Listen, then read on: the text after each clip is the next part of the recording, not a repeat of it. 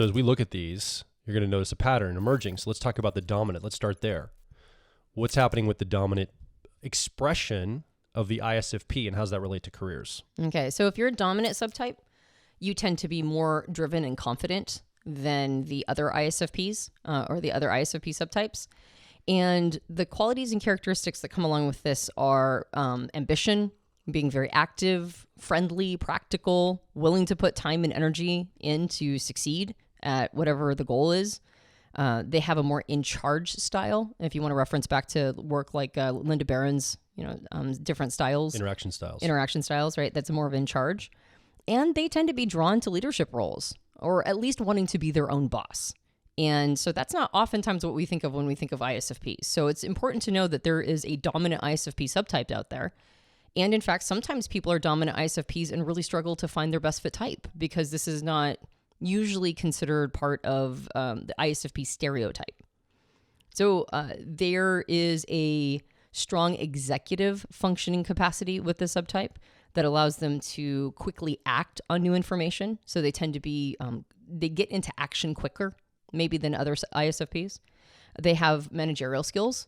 There is a capacity to plan and then conceptualize that plan.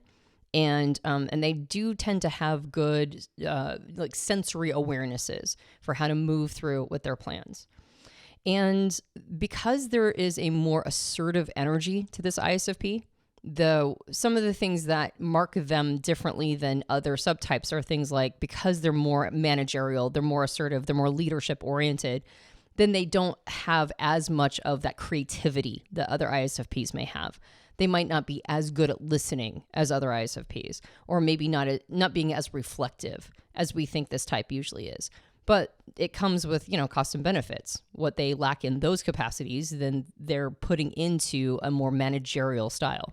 Yeah, so like these ISFPs, you might find at the top of like a nonprofit, or maybe the pastor of a church, or running a management, in a company or something. They're often seeking leadership roles, able to execute, take the lead, get things done, which we don't always associate with ISFPs, like from a stereotyped way. Yeah. With this type. Yeah, exactly. In fact, there is a entrepreneurial streak to some of these ISFPs. Like mentioned, they either want to be in charge, or they at least want to be their own boss.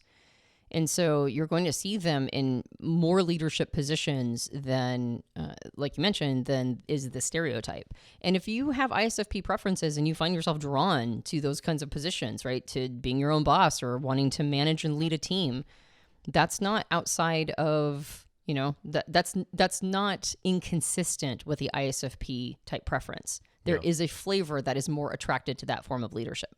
Yeah. So what careers specifically? I don't think Dario really goes into that as much with this type as maybe some other types. Like I think when we talk about the ESFP, for example, he gives a lot of specificity on the types of careers. It's all based on the people that came in to do brain scanning. Mm-hmm. So my assumption is he didn't have as many ISFPs report their career. Well, I do think that actually he had quite a few ISFPs come in, but there is a little bit more of an openness to the career choices, but you can see that there's trends. So we've already mentioned it, but being a boss, right? Leadership, positions of leadership, positions of management, and being willing to put yourself, in a more directive role, I think is something that ISFPs of this subtype tend to be attracted to. But also there is a technical aspect to this type. They have an enjoyment of technical things, or at least a grasp of them. So you can find them in places like software coding, research, scientific research, and business strategy, education, policymaking, healthcare. These are all areas that you're going to see this kind of dominant ISFP shows up or is showing up. And then if they enter the arts, and so there is, of course, always going to be a bit of a draw, to expression and art. If they enter that field, it's going to be less on the creative side than it is on the technical side. So you might see these ISFPs more mastering lighting or sound technology, or, something that is a more technical aspect of an overall production of performance. That's fascinating. Mm-hmm. Yeah, but they're still being creative. They're still in the energy of that ISFP desire to be creative and expressive.